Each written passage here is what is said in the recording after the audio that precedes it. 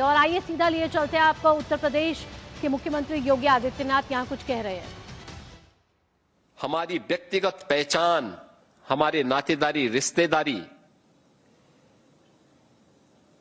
पारिवारिक संबंधों के लिए हो सकती है, लेकिन हमारी एक पहचान होनी चाहिए और वह एक भारतीय के रूप में है। एक भारत के कर्तव्यनिष्ठ नागरिक के रूप में ये हमारा एक सामूहिक दायित्व बनता है कि हम सब अपनी उस पहचान को बनाएं, उस पहचान के साथ हम आगे बढ़ें, अन्यथा आपस में हमारा ये विभाजन, यह उन तत्वों को जो भारत को कमजोर करना चाहते हैं उनको मजबूती प्रदान करता है। हमारा आपसी विभाजन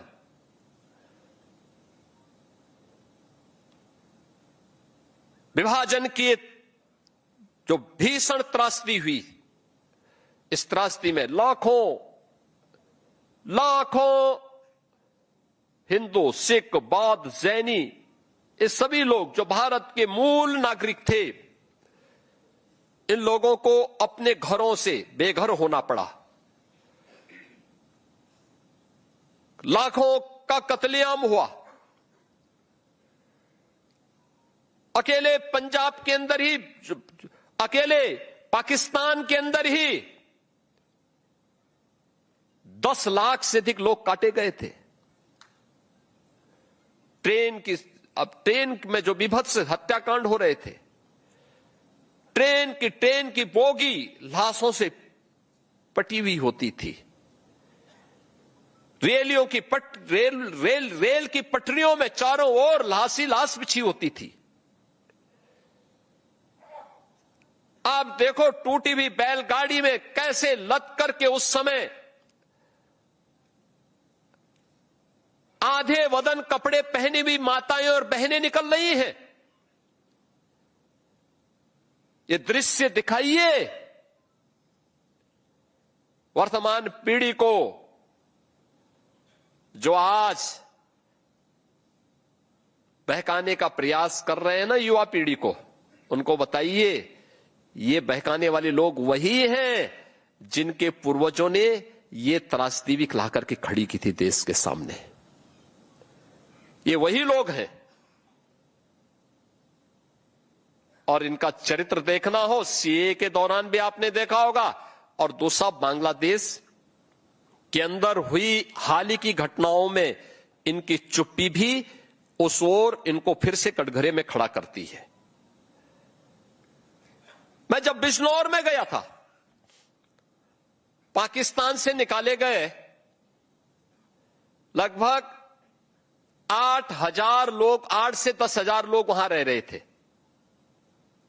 आप सोचो, ये पाकिस्तान से 1947 में आए थे, आज तक उनको कोई ठिकाना, ठौर ठिकाना नहीं मिल पाया था। तो उसमें सिख थे, पंजाबी थे, उनको कोई ठौर ठिकाना नहीं।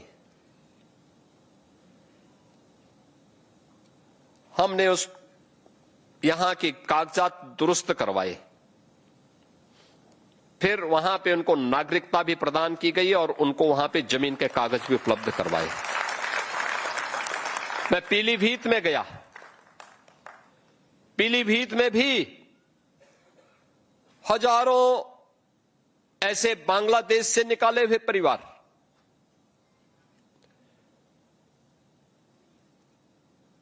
उनके कागजात हमने दुरुस्त करवाए, फिर उनको जमीन के कागज भी उपलब्ध करवाए और उनको नागरिकता भी प्रदान करवाई। लखीमपुर खीरी लगभग, अगर हम उसकी पूरी संख्या परिवार आज के सदस्य के हिसाब से देखें तो ये संख्या लगभग होगी 16,000 के आसपास। 16,000 के आसपास ये भी बांग्लादेश से निकाले गए सभी पीड़ित हिंदू थे, हिंदू, बौद्ध, ये लोग थे। इन लोगों को फिर वहां पे हम लोगों ने वहां पे भी उनको नागरिकता प्रदान की।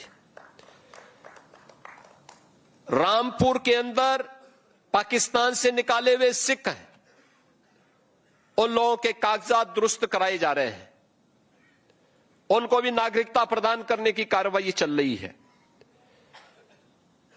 आखिर ये 50,000 की आबादी आजादी के 80 वर्ष के बाद भी नागरिकता के लिए तरस रही थी।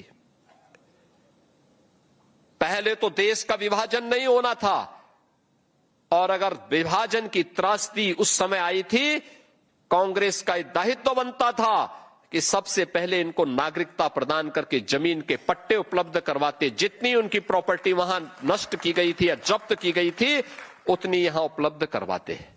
लेकिन नहीं, ये तो यहां पे शत्रु संपत्ति की रक्षा करने और शत्रु संपत्ति में बंदर बांट करने में ही मशगूल थे। ये लोग तो उसी संपत्ति को लूट खसोट का आधार बना रहे थे, अपनी निजी प्रॉपर्टी बना रहे थे। होना ये चाहिए था, ये प्रॉपर्टी बांट देनी चाहिए थी, वहां से आने वाले हिंदुओं में, सिखों में, बौद्धों में, जैनियों में बांटनी चाहिए थी, उसकी भरपाई करनी चाहिए थी। लेकिन एक पैरोकार बन गए। याद करिए ना, मोहम्मदाबाद के नवाब की पूरी प्रॉपर्टी को बचाने के लिए कांग्रेसियों ने एड़ी चोटी लगा ली, एड़ी चोटी लगा ली कि किसी प्रकार से वह प्रॉपर्टी बचे, जबकि मुस्लिम लीग का ट्रेजरर था वो व्यक्ति।